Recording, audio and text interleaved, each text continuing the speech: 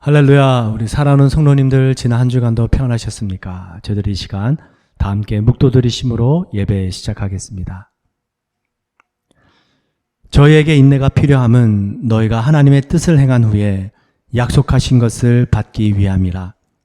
잠깐 후면 오시리가 오시리니 지체하지 아니하시리라. 나의 의는 믿음으로 말미암아 살리라. 또한 뒤로 물러가면 내 마음이 그를 기뻐하지 아니하리라 하셨느니라.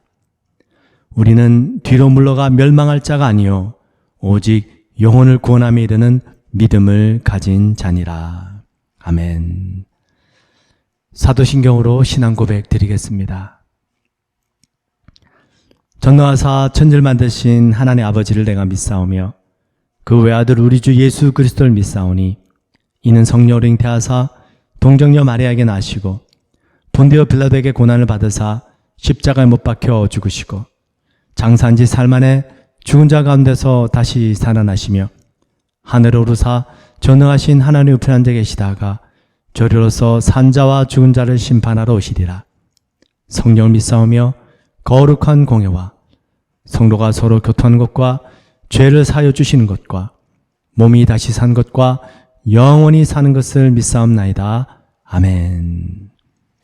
우리 찬송가 620장인데요. 여기에 모인 우리 함께 찬양 드리겠습니다.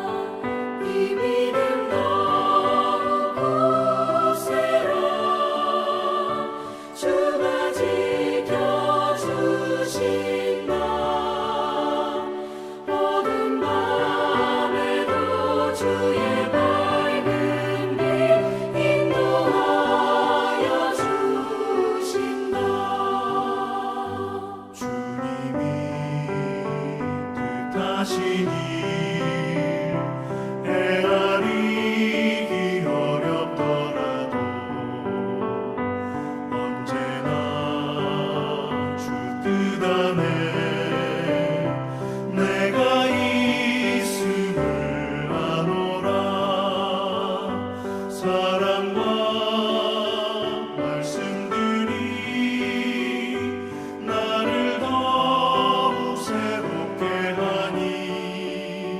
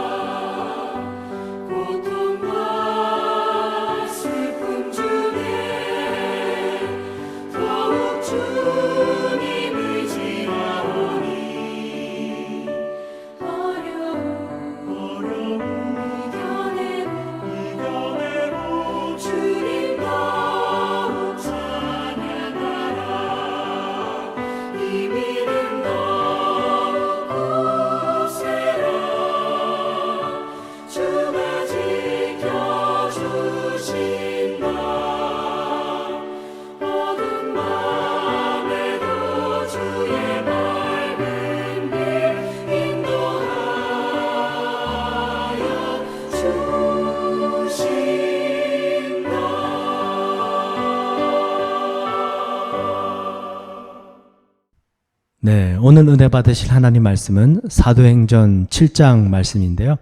사도행전 7장 36절부터 38절까지 함께 합독하도록 하겠습니다.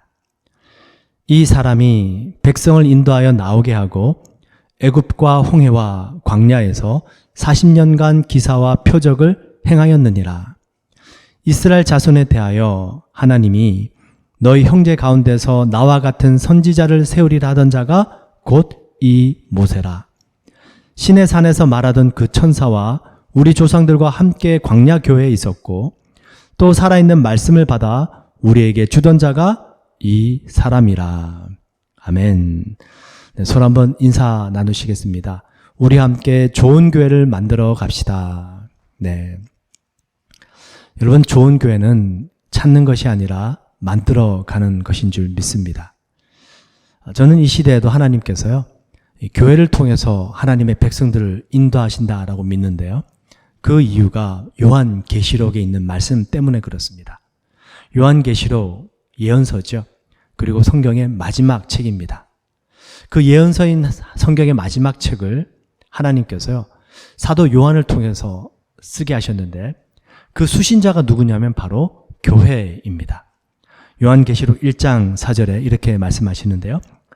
요한은 아시아에 있는 7 교회에 편지하노니. 그렇죠. 우리 하나님은 마지막까지 그 주님의 몸된 교회를 인도하신다라는 것입니다. 근데 교회가 완벽하면 좋은데요. 그렇지 못하죠. 그 요한계시록에 나오는 7 교회, 거의 다 전부 다지만 한 6교회, 그죠. 한 교회 빼고는 나머지 모든 교회들이 전부 책망을 받습니다. 완벽하지 못하다라는 것인데요. 그래서 어쩔 수 없다라는 것이 아니고요. 교회라는 것이 그렇다라는 것입니다. 왜 그럴까요? 분명히 저희들은 좋은 교회를 만들어 가야 됩니다. 우리는 교회는 완벽할 수 없으니까 어쩔 수 없다라는 말씀을 드리는 것이 결코 아닙니다.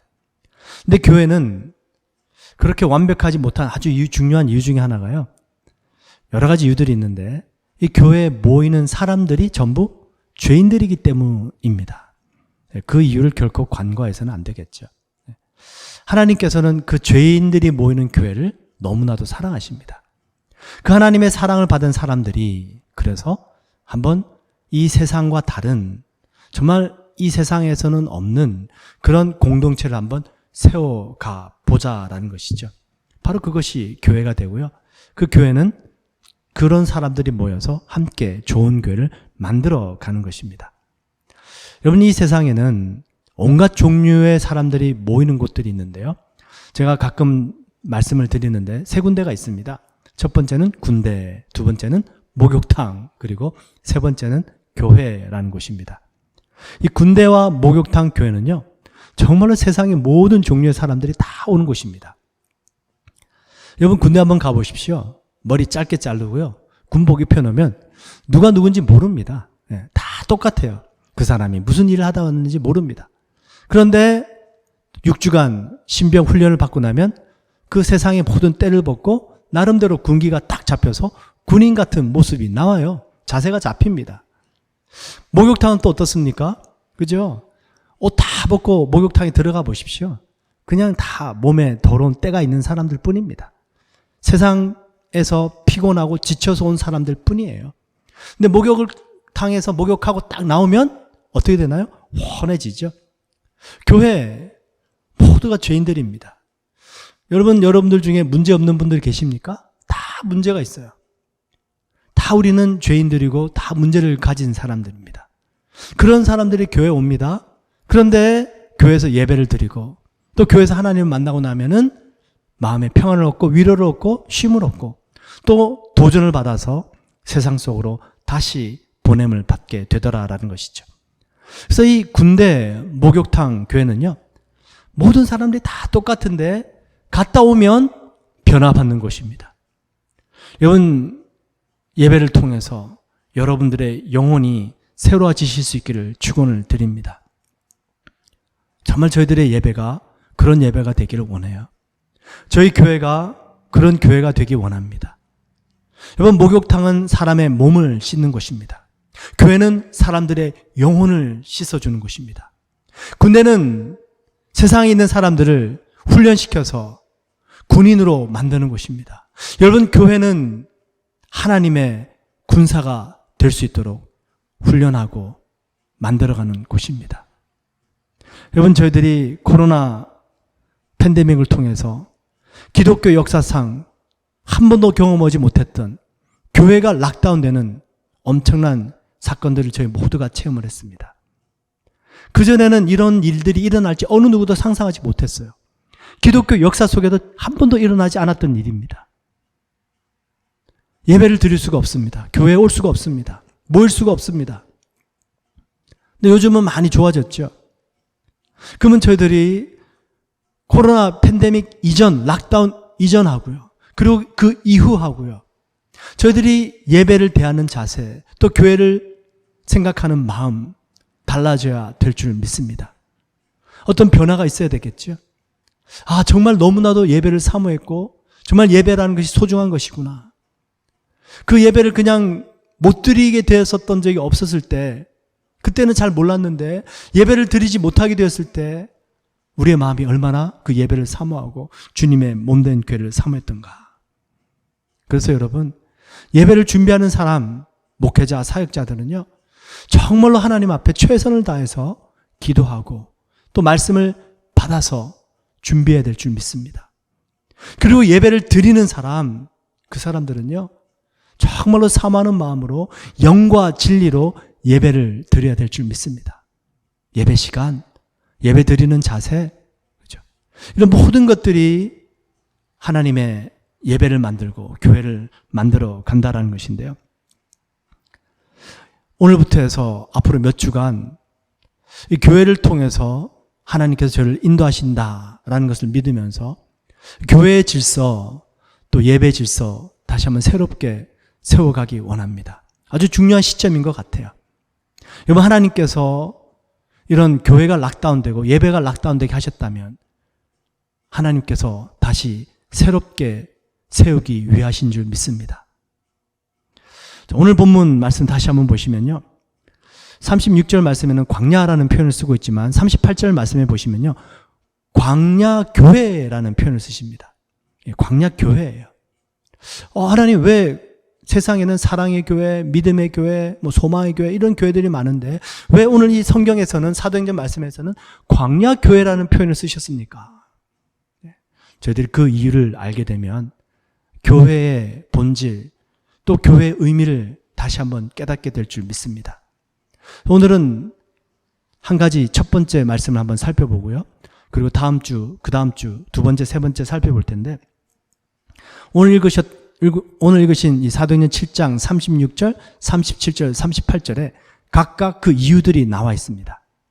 오늘 첫 번째 이유 36절 한 절 말씀을 통해서 먼저 나누도록 하겠습니다.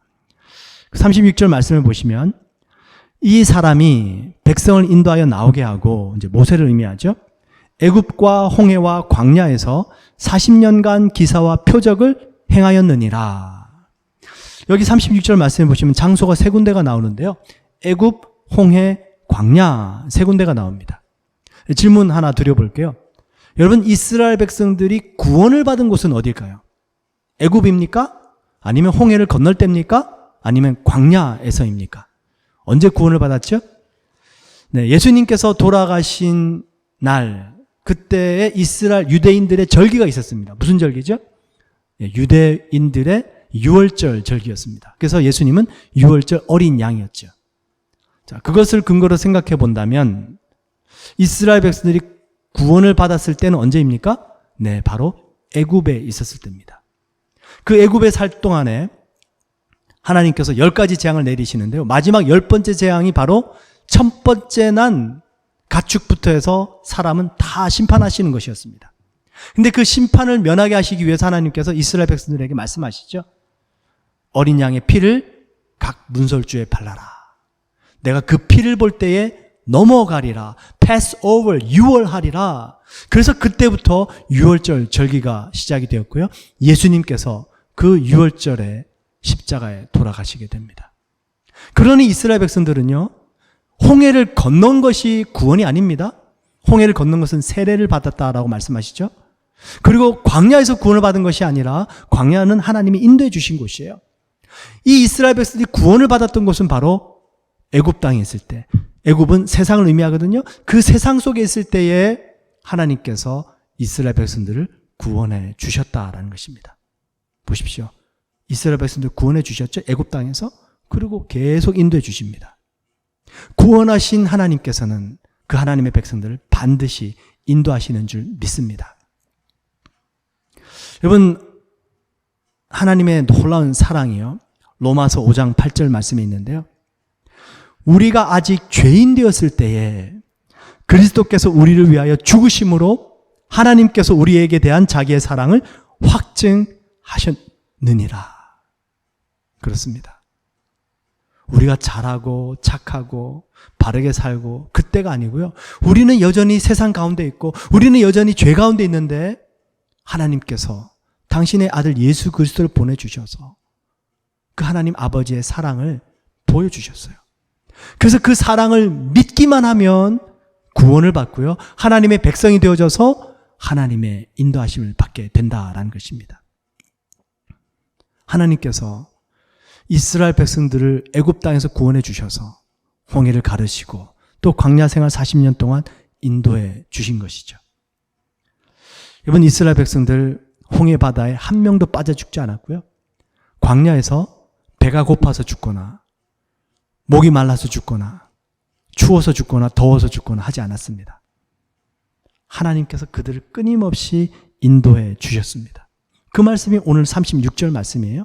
이 사람이 백성을 인도하여 나오게 하고 애굽과 홍해와 광야에서 40년간 기사와 표적을 행하였느니라. 그 세상에서 구원해 주신 하나님께서 이스라엘 백성들을 그 바다를 가르시고 건널 수 있도록 인도해 주시고 그 험한 광야를 40년 동안 인도해 주셨다라는 것입니다. 이번 하나님께서 어떻게 인도해 주셨습니까? 물론 모세를 통해서도 인도해 주셨지만요. 하나님께서 인도해 주신 방법 또 말씀드릴게요. 어떻게 인도해 주시냐면요.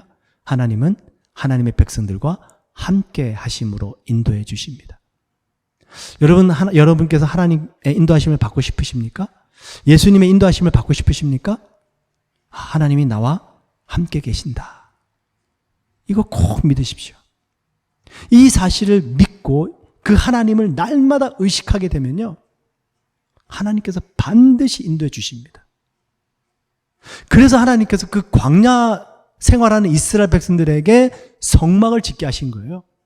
그래서 예수님께서 이 땅에 육신을 입고 이 땅에 내려오셨고요. 그 예수님께서 십자가 돌아가시고 부활하신 다음에 우리에게 성령을 부어주신 것입니다. 아니 광야 생활하는 이스라엘 백성들 가운데 왜 하나님이 성막을 짓게 하십니까? 이유가 뭘까요? 출애굽기 25장 8절입니다. 내가 그들 중에 거할 성소를 그들이 나를 위하여 짓되. 그들 중에 거할 성소. 여러분, 하나님은 하늘 보좌가 있으세요. 이 세상 모든 만물이 하나님의 것입니다. 하나님이 계실 곳이 없겠습니까? 근데 하나님은 그 광야 생활하는 이스라엘 백성들과 함께 하시고 싶었던 것입니다. 그래서 그들을 인도하시고 싶었던 것이에요. 그냥 지도 던져주고 이렇게 가 저렇게 가가 아니고요. 정말 하나님 백성 가운데 사시면서 함께 거하시면서 그들을 인도하기를 원하셨습니다. 여러분, 그분이 우리 하나님이세요. 우리는 요즘 GPS만 있으면 어디든지 갑니다. 그래서 가끔 그런 마음이 들 때가 있어요. 하나님, 그냥 지도 주세요. 그게 아닙니다. 하나님은 우리에게 지도를 던져주시고 끝나는 것이 아니라 우리와 함께 하시고 인격적으로 교제하시고 그 만남과 교제를 통해서 우리를 인도해 가신다라는 것이죠. 그럼 이 시대 교회는 무엇이 교회입니까? 하나님이 함께 하시기 위해서 교회를 세우신 것입니다. 그래서 하나님이 계신 곳, 바로 그것이 교회가 되는 것이죠. 아마 성경을 또 좀 읽으신 분들은 이런 질문이 들 겁니다. 아니, 그럼 하나님이 교회만 계십니까? 네, 물론 그렇진 않습니다. 하나님은 이 세상 모든 만물에도 계시고요. 우리 각 사람의 마음속에도 계십니다. 그 말씀이 로마서 1장 말씀이에요. 로마서 1장 19절 20절. 이는 하나님을 알만한 것이 그들 속에 보임이라. 하나님께서 이를 그들에게 보이셨느니라. 우리 마음 안에 하나님이 계십니다. 맞아요. 그리고 창세로부터 그의 보이지 아니하는 것들, 곧 그의 영원하신 능력과 신성이 그가 만드신 만물에 분명히 보여 알려졌나니 그러므로 그들이 핑계하지 못할지니라. 이 세상 모든 만물을 보면요, 집이 저절로 지어지지 않았잖아요. 집을 보면은 지은 이가 있다고 당연히 생각하지 않겠습니까? 당연히 이 모든 자연 세계, 이 우주 만물을 보면은 이 모든 것들이 그냥 저절로 갑자기 생겨난 것이 아니라 창조주가 있구나라는 것을 알게 된다라는 것입니다. 그러니 하나님은요, 이 세상 모든 곳에 하나님의 신성이 깃들어 계시고요, 또 우리 각 사람의 마음속에 계십니다. 교회만 계시는 것은 아닙니다. 그런데요, 하나님께서 이 교회를 왜 그렇게 사랑하시고 또 왜 교회를 세우게 하셔서 성전을 세우게 하시고 성막을 세우게 하셔서 그 가운데 함께 하시는가? 여러분, 이스라엘 백성들이 바벨론의 포로로 잡혀갔습니다. 그 바벨론 땅에서 70년이 찬 후에 다시 고향으로 돌아오게 하시죠. 아니, 그 바벨론 땅에서 하나님께서 그냥 살게 하셨어요. 너희들 거기서 정착해라. 내가 70년이 차면 다시 돌아오게 하겠다 하십니다. 아니, 왜 굳이 하나님께서 그렇게 하셨을까요? 그리고 왜 이스라엘 백성들은 고향으로 돌아오고 싶어 할까요? 그냥 그 바벨론 땅, 그죠? 거기서 뿌리 내리고 자녀 낳고 지금 살고 있는 중에 70년이면은 적어도 1세대, 2세대는 같이 살 수 있지 않겠습니까? 네. 근데 왜 굳이 하나님께서 다시 고향으로 돌아오게 하실까요? 이유가 뭡니까?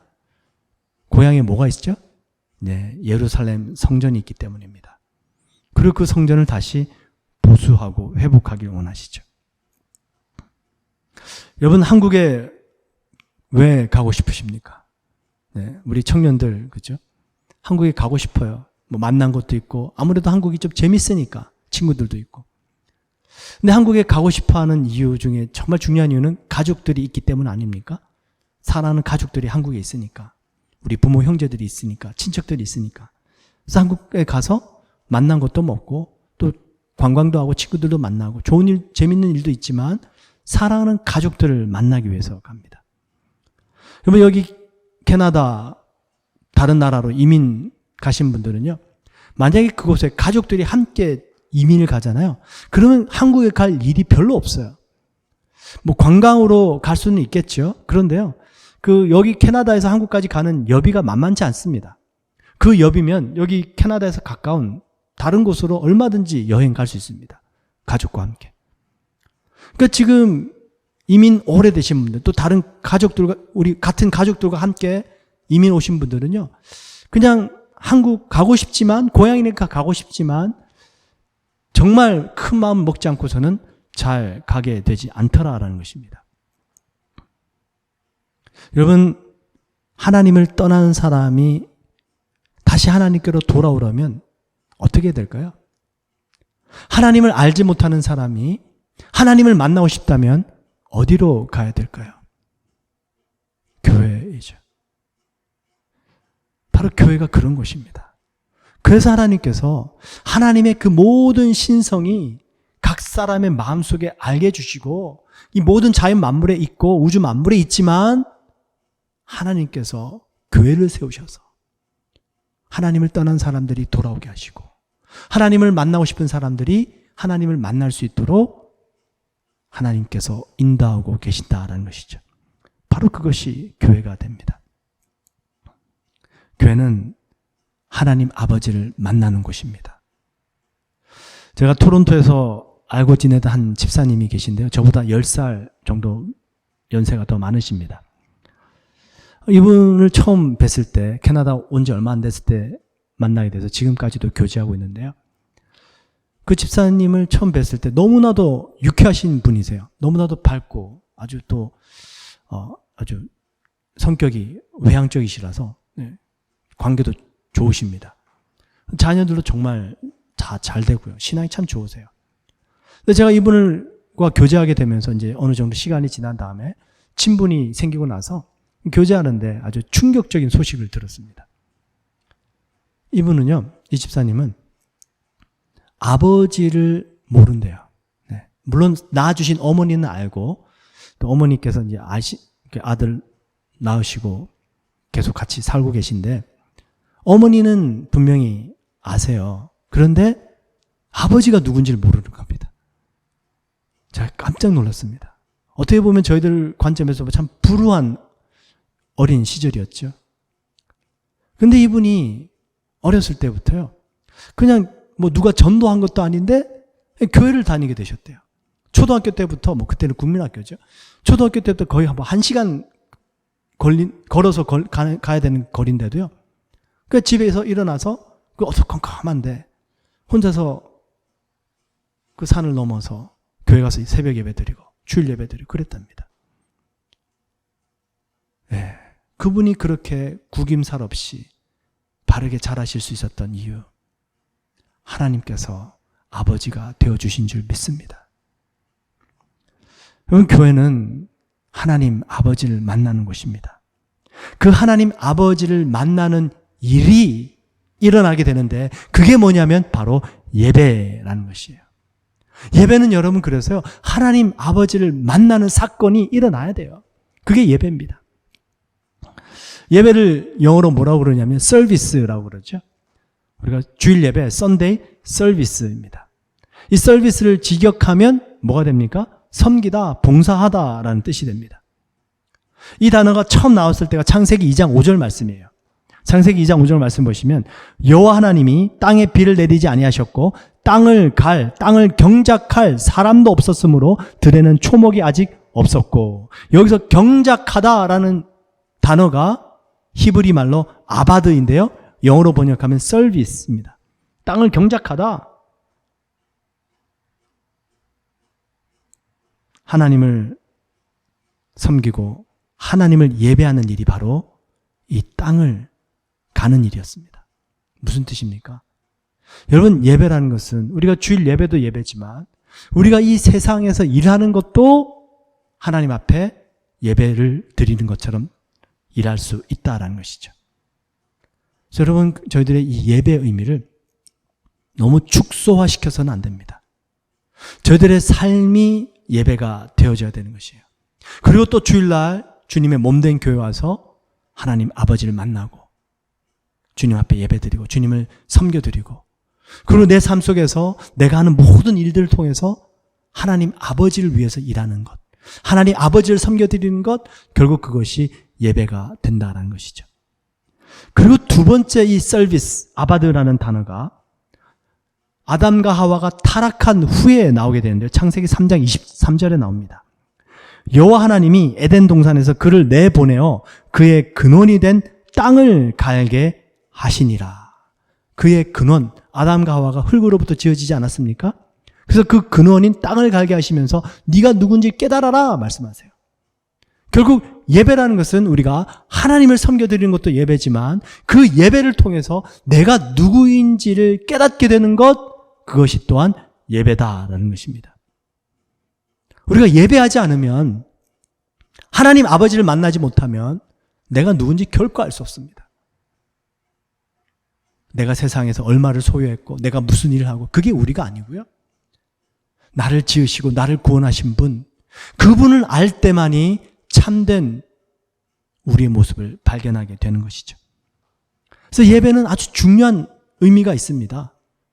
나를 지으시고 우리를 구원하신 그 하나님, 우리 주 예수 그리스도를 섬겨드리고 그분께 영광을 돌려드리는 예배, 교회에서도 예배드리고 내 삶 속에서 그분을 위해서 사는 삶이 되고, 그리고 그 모든 예배를 통해서 우리는 하나님의 피조물이지, 하나님의 형상을 따라 지음받았지.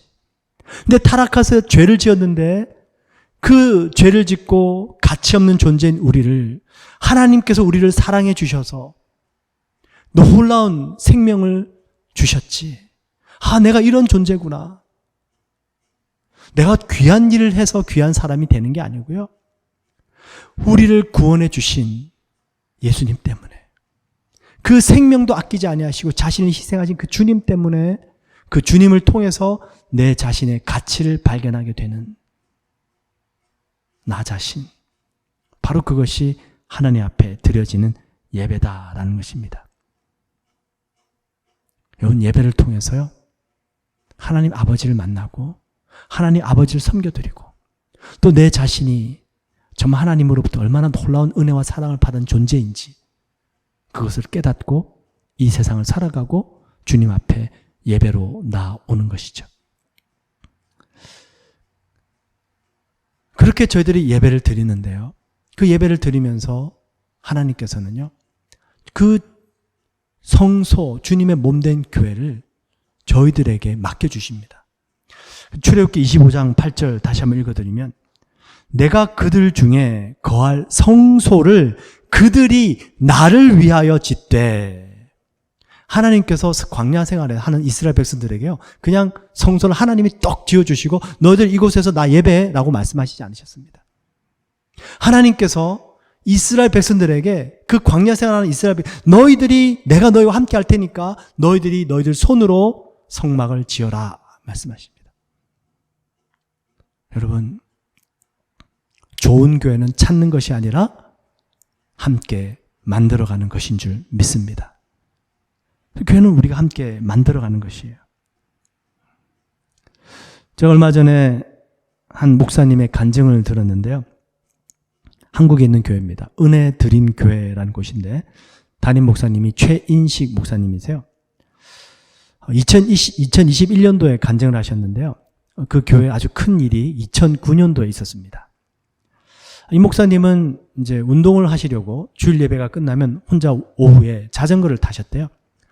근데 남자 성도님들이 이제 목사님이 자전거를 혼자 타시니까 같이 타자면서 같이 또 성도님들도 운동하고 싶어서 예배 끝나고 나면 이제 한 명, 두 명 모이던 것이 이제 꽤 많은 이제 성도님들이 모여가지고 이제 예배 주일날마다 함께 자전거를 타게 되신 거예요. 그러다가, 목사님, 저희들 한 주에 한 번 주일 예배 끝나고 타는 거 좀 아쉽습니다. 우리가 한 번 더 타시죠? 좋습니다. 그래가지고 목요일 날 저녁에 또 일과를 끝나고 또 성도님들이 모여서 같이 또 자전거를 타신 거예요. 그래서 목요일하고 주일 2번을 타신 겁니다. 2009년 6월 달입니다. 어느 목요일 저녁에 이제 성도님들이 모여서 함께 자전거를 탔습니다. 그리고 그날 또 자전거 타고 목적지까지 도착해서 오랜만에 같이 모여서 칼국수 먹고 가자 그래서 또 같이 식사도 하고요. 그리고 교제를 나누고 이제 다 함께 돌아오는 길이었습니다. 목사님이 이렇게 선도로 이렇게 앞에 오시는데 뒤에서 아주 큰 굉음이 콱 울리더래요. 그래서 뒤를 돌아다 보니까 한 집사님이 이 도로 밖에서 튕겨져 나가가지고요. 넘어져 계신 거예요. 그래서 자전거를 멈춰 쫓아가서 그 집사님을 만지며 흔들면서 깨우는데요. 눈이 떠져 있는데 몸이 뻣뻣하게 굳어 있더랍니다. 그 자리에서 즉사하신 거예요. 엄청나게 놀라신 거죠, 목사님이. 충격 받으셨어요. 그 충격을 채 정신도 차리기도 전에 저기 뒤에서 또 소리가 들립니다. 여기도 와봐! 또 가봤더니 거기에 또 다른 한 집사님이 쓰러져 계신데 또 이미 돌아가신 거예요. 이 음주운전하던 이 운전자가 그 자전거를 들이받고는 그냥 뺑소니 쳐버린 겁니다.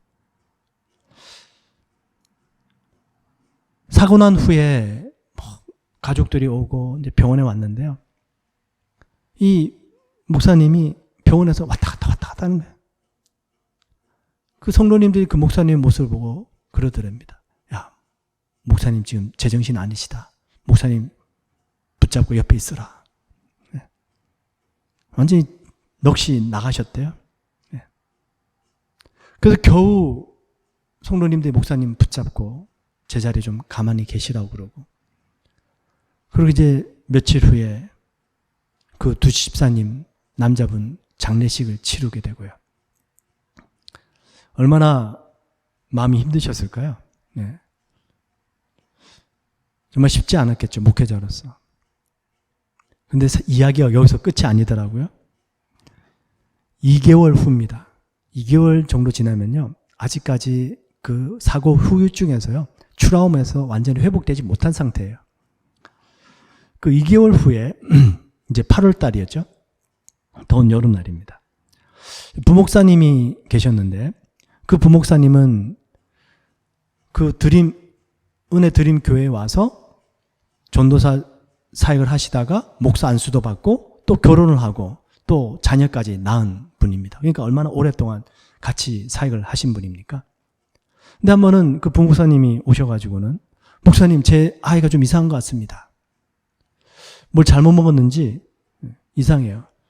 그래서 병원에 갔더니 또 큰 병원에 가보라서 큰 병원에 갔어요. 근데 병명이 용혈성 요독증후군에 걸렸대요, 아이가. 뭐 음식을 이렇게 아마 좀 잘못 먹었나 봐요. 근데 뭘 먹었는지 모르겠는데 용혈성 요독증후군에 걸려가지고요. 아이가 그렇게 시름시름 앓다가 4일 만에 아이가 또 세상을 떠나게 됩니다. 그렇게 가깝게 지내던 부목사님의 가정에 불과 2개월 만에 아이가 세상을 떠나는 사건이 또 발생합니다.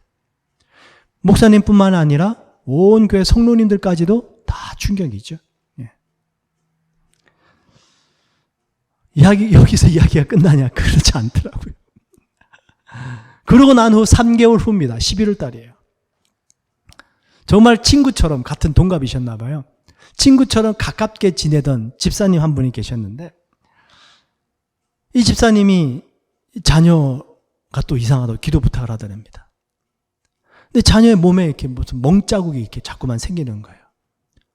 또 이제 큰 병원에 가보라고 가봤더니 예상했던 대로 아무래도 백혈병 같다 그러더니 백혈병 진단을 받게 됩니다. 그래서 뭐 아이를 살리기 위해서 기도하고 또 병원 나름대로 치료받고 다 하셨대요. 그해 2009년 11월 달에 그 가깝게 지내는 집사님의 아이가 백혈병에 걸렸는데요. 한 7개월 동안 아이가 투병 생활을 하게 됩니다. 좀 살았으면 좋았을 텐데 7개월 후에 그 다음 해 한 7월 달쯤에 그 아이도 백혈병으로 세상을 떠나게 됩니다. 이게 지금 보십시오. 거의 1년 동안에 집사님 2분 사고로 돌아가시고 부목사님의 아이 세상 떠나고 또 정말 가깝게 지내던 집사님의 아들이 백혈병으로 세상을 떠나게 되고요. 이 목사님의 마음을 표현하는데 심장이 바닥에 딱 붙어버린 느낌이 들어요. 비에 젖은 신문과 같은 목사, 비에 젖은 신문과 같은 교회, 딱 상황이 그렇더랍니다. 여러분 비에 젖은 신문 보셨죠? 들 수가 없어요. 들면 찢어집니다. 마를 때까지 기다렸다가 버려야 돼요.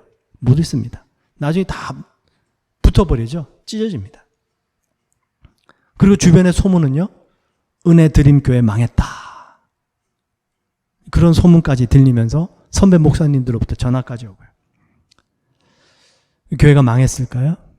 네. 그 목사님과 성도님들이 다시 신앙으로 회복할 수 있는 계기가 있었는데요. 그 자전거 사고로 돌아가신 2 남자 집사님들의 아내분이 있었습니다. 여자 집사님들인데 그 한 아내 여자 집사님은요. 새가족 성김이셨대요. 이분이 그 주에는 이제 장례를 치렀으니까 그 주에는 예배만 참석하고 가셨는데요.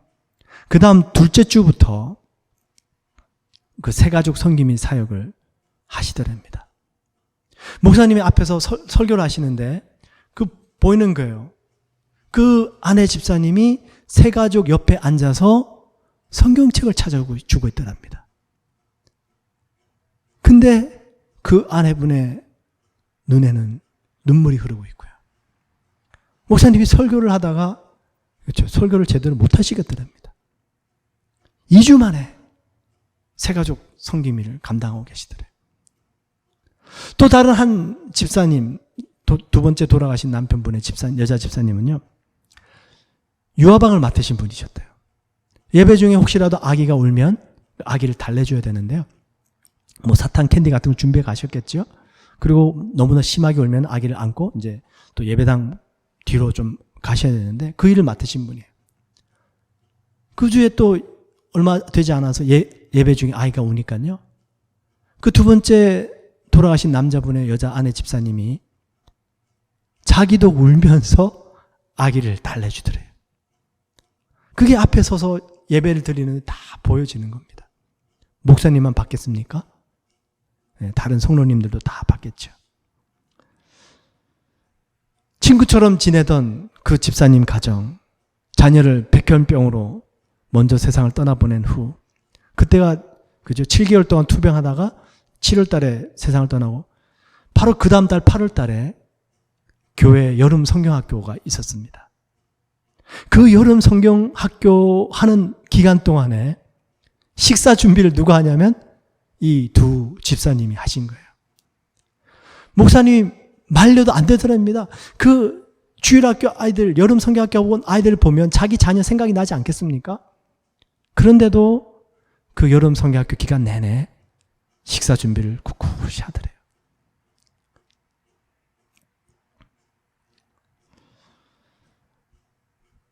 이 모습을 온 교회 성도님들이 다 봤겠죠. 교회가 망했을까요? 네. 여러분, 좋은 교회는 함께 만들어가는 것인 줄 믿습니다. 교회가 완벽하면 참 좋은데요. 그죠? 죄인들이 모이는 곳이고 너무나 많은 종류의 사람들이 모이는 곳이다 보니까 문제들이 생겨납니다. 서로 교제하다가 또 함께 봉사하다가 또 혹은 세상에서 어떻게 만나서. 이 교회는 광야 교회입니다. 이 광야 교회, 세상에 있고 너무나도 많은 종류의 사람들이 있고 우리 모두가 죄인이지만 하나님 아버지를 모시고 그 하나님 아버지를 만나고 또 그 하나님 아버지의 자녀된 저희들이 몸된 교회를 사랑하고 이 몸된 교회를 함께 세워갈 때 우리 모두가 함께 좋은 교회를 만들어갈 수 있을 줄 믿습니다. 오늘 이 본문 말씀은 스데반 집사님께서 순교하시기 전에 설교하신 내용인데요. 여러분, 이 스데반 집사님이 직분을 받게 된 교회, 너무나도 좋은 교회였습니다. 아주 성령이 충만한 교회였어요. 어떤 교회였냐고요? 제가 읽어드릴게요. 사도행전 2장 42절부터 그들이 사도의 가르침을 받아 서로 교제하고 떡을 떼며 오로지 기도하기를 힘쓰니라. 그 스데반 집사님이 다녔던 교회예요. 사람마다 두려워하는데 사도들로 말미암아 기사와 표적이 많이 나타나니 믿는 사람이 다 함께 있어 모든 물건을 서로 통용하고 또 재산과 소유를 팔아 각 사람의 필요를 따라 나눠주며 날마다 마음을 같이하여 성전에 모이기를 힘쓰고 집에서 떡을 떼며 기쁨과 순전한 마음으로 음식을 먹고 하나님을 찬미하며 또 온 백성에게 친송을 받으니 주께서 구원받는 사람을 날마다 더하게 하시니라. 이게 스데반 집사님이 다니셨던 교회입니다. 이런 교회에서 스데반 집사님이 집사 직분을 받으신 거예요. 이런 멋진 교회도요, 문제가 또 생기더라고요. 이 당시 때 유대인들 중에는요, 순수 혈통이라고 생각하는 히브리파 유대인들이 있었고요. 또 조금 이방인들과 혼합된 헬라파 유대인들이 있었습니다. 이 두 그룹 간에 엄청난 갈등이 생긴 거예요. 이 갈등을 해소하기 위해서 세운 직분이 뭐냐면 집사 직분입니다. 그래서 지난주에 말씀을 드렸죠. 임직식 때. 저희들이 맡은 모든 직분들, 직분이 있든지 없든지 또 특히 직분을 받았다면 우리 그리스도인 된 사람들은요, 하나님께서 주신 영적인 직분이 있는데 그게 뭐냐면 화목하게 하는 직분입니다. 아무리 일을 열심히 하고 아무리 봉사 헌신 열심히 해도요, 이 화목하게 하는 직분을 감당하지 못한다면 직분의 본질을 깨닫지 못하는 것입니다. 그 두 그룹 사이에 엄청난 갈등이 있고 분쟁이 있는데 그거 해결하게 하라고 직분을 맡기신 거죠. 근데 이 스데반 집사님이 어떻게 됩니까? 오늘 이 본문 말씀은 스데반 집사님이 순교하시기 직전에 하신 설교 말씀이에요. 유대인들에게 설교하다가 유대인들이 화가 나가지고 돌을 던져서 스데반 집사님이 세상을 떠나게 됩니다. 순교당하셨어요. 성경에 기록된 최초의 순교자입니다. 신약시대 때. 제 성경을 읽을 때마다 참 안타까웠어요. 아니, 집사님, 그냥 교회 안에 있는 갈등 해소하시고 그냥 화목해 하시는 그 직분 잘 감당하시면 됐을 텐데 왜 굳이 복음 전하시다 그렇게 돌을 맞아 돌아가셨습니까? 안타깝습니다. 그리고 또 궁금해져요. 스데반 집사님은 그렇게 순교당하셨는데 그 초대교회에 있었던 그 두 그룹 간의 분쟁은 어떻게 됐을까? 성경을 아무리 읽어봐도요, 그 6장, 7장, 8장 읽어봐도요, 그 분쟁이 어떻게 해결됐는지는 답이 없어요. 좀 그런 이 두 파 간에 있었던 갈등이 이런 집사님들의 어떤 헌신과 수고와 또 지혜를 통해서 해결됐습니다. 그러면 이 시대 갈등과 분쟁이 있는 교회들이 또 잘 본보기 삼아서 한번 해볼 수 있을 텐데 그 내용이 없습니다. 물론 나는 서신서에 보면 여러 가지 말씀들이 있긴 한데요. 어쨌든 사도행전에는 없어요. 그리고 스데반 집사님이 돌아가신 다음에 또 그 당시 때 그 분쟁을 해소하고 화목하라고 세운 집사님 중에 빌립 집사님이 있습니다. 이 빌립 집사님도 또 어떻게 됩니까? 이 빌립 집사님 같은 경우는요, 네, 하나님께서 저기 어디 광야길로 가라 그러셔가지고는요, 그 지나가던 에티오피아 내시를 만나서 복음을 전합니다. 아니, 하나님 왜 이 집사님들이 전부 교회 안에서 화목하라는 직분을 감당하지 아니하시고 전부 다 이렇게 복음 전하러 가시고 복음 전하다 순교당하시고 도대체 이렇게 왜 그럽니까? 제 마음속에 성령님께서 주시는 좀 마음이 있었는데 제가 그것을 한번 그냥 제가 스스로 한번 이렇게 적어봤습니다. 오해하지 마세요. 뭐 이건 계시도 아니고 뭐 하나님께 제가 직접 하신 말씀도 아닌데 제가 그냥 한번 그 말씀들을 마치 하나님의 말씀처럼 제가 이렇게 적어봤습니다. 아들아, 이 땅의 교회는 모두가 광야교회다. 광야교회는 완벽할 수는 없단다. 그 성령 충만한 초대교회에서도 분쟁이 있었다고 기록해 둔 것은 이 땅의 교회는 광야교회라는 것을 의미한단다. 그 광야교회에서 우리가 해야 할 일은 문제도 해결할 수 있어야겠지만 끊임없이 가나안 땅, 약속의 땅을 향해 전진해 가는 것이다. 그래서 교회 안에 있는 문제를 해결하라고 집사들을 세웠지만 결코 교회 안에 있는 문제에 얽매여서 제자리 걸음하거나 후퇴하는 교회가 되지 말고 계속해서 주님의 사명을 감당하는 교회가 되라. 네, 하나님. 그렇군요. 교회 안에 분쟁이 있을 때 화목해 하는 하나님의 미랄이 되는 그런 직분들 저희들 감당해야 되겠군요. 근데 그것 때문에 하나님께서 주신 사명을 망각하고 우리 교회가 그냥 제자리 걸음하고 있고 머물러 있고 앞으로 전진하지 못하는 상황이 된다면 그건 안 되겠군요. 하나님, 전진하겠습니다. 계속해서 앞으로 나가겠습니다. 여러분, 앞으로 전진해 나가신 분들이 아까 지금 조금 전에 말씀드렸던 그 은혜 드림 교회의 그 성도님들 아니십니까? 여러분, 저희 교회도요, 나름대로 이 하나님의 사명을 감당하기 원합니다. 소그룹을 통해서, 선한 사마리아인 운동을 통해서. 문제가 없는 건 아니죠. 저희들 문제 많습니다. 부족합니다. 연약합니다. 해결해야 될 일들이 있습니다. 아직 조직도 새롭게 짜야 됩니다. 그러나 계속해서 전진해 나가야 될 줄 믿습니다.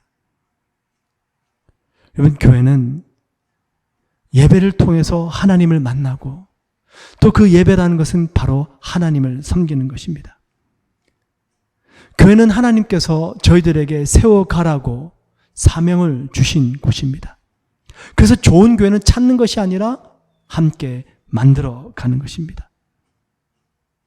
제가 사역을 하면서 제일 감동을 받은 교회 비전 중에 하나가 Acts 29입니다. 사도행전은 28장까지밖에 없거든요. 그 28장 마지막 30절, 31절이 이렇게 끝이 납니다. 바울이 온 이태를 자기 셋집에 머물면서 자기에게 오는 사람을 다 영접하고 하나님의 나라를 전파하며 주 예수 그리스도에 관한 모든 것을 담대하게 거침없이 가르치더라.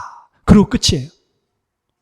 근데 어느 날 Acts 29이라는 비전을 보게 됩니다. 사도행전 28장까지밖에 없는데 29장 2단인가? 네, 그게 아니고요.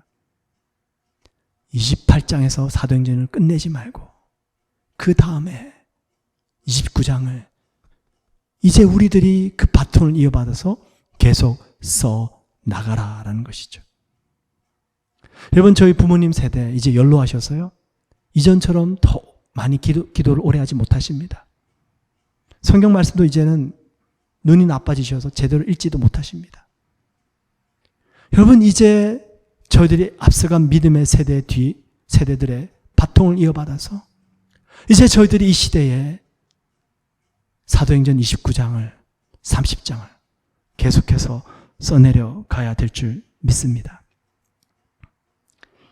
세상에서는 볼 수 없는, 정말 하나님께서는 지금 이 시대도요, 저와 여러분을 통해서 하나님을 나타내시기를 원하십니다. 우리가 교회에 왔을 때 하나님을 만나고 하나님을 예배하는 것도 중요하지만 우리 각자 한 사람 한 사람들이 이 자리에 모인 하나님의 백성이 되고 형제 자매가 되어져서 정말 서로에게 하나님을 나타낼 수 있다면, 그리고 하나님께서 맡겨주신 이 사명을 부여잡고, 문제가 있지만 그럼에도 불구하고 우리가 계속해서 함께 전진해 나갈 수 있다면 저희들 모두가 함께 좋은 교회를 만들어갈 수 있을 줄 믿습니다. 이런 교회가 되기를 간절히 소원합니다. 기도하겠습니다. 하나님, 죄인들이 모인 곳이 교회입니다. 이 세상에서 크고 작은 많은 문제들을 가지고 모인 곳이 교회입니다. 하나님을 만나기 위해서 모였고 하나님을 섬겨드리기 위하여 모였습니다. 하나님, 이 몸된 교회를 거룩하게 하시고 이 몸된 교회를 이제 저희들에게 사명으로 맡겨주셨으니 저희들 모두가 다시 한 번 더 이 주님의 몸된 교회를 세워가기 위하여 마음을 모이게 해주시고 힘을 써갈 수 있도록 주님, 주의 은혜와 힘을 공급하여 주옵소서. 이 주님의 몸된 교회가 이 어두운 세상에 소망이 되고 빛이 되기 원합니다. 이 마지막 시대 하나님께서는 교회를 통하여 주의 백성들을 인도하시는 줄 믿습니다. 하나님의 인도하심을 받는 교회가 되게 하시고 귀한 주의 백성 되게 하여 주옵소서. 예수 그리스도를 받들어 간절히 기도드리옵나이다. 아멘.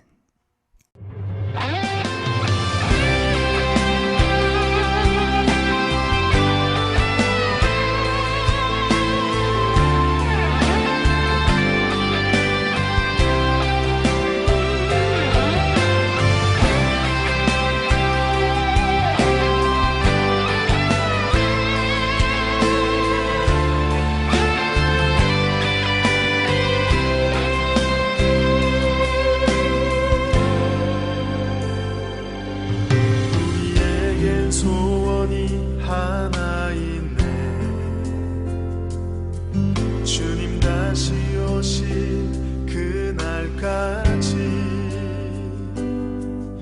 우리 가슴에 새긴 주의 십자가 사랑, 나의 교회를 사랑케 하네. 주의 교회를 향한 우리 마음, 희생과 포기와 가난과 고난, 하물며 죽음조차 우릴 막을 수 없네. 우리 교회는 이 땅의 희망.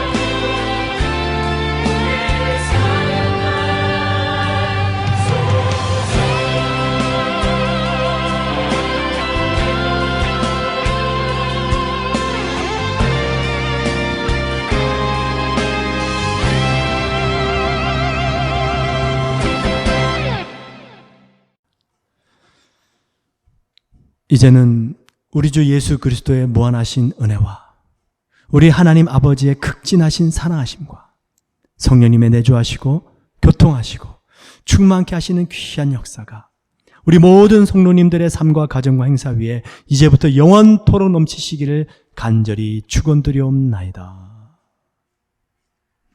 아멘.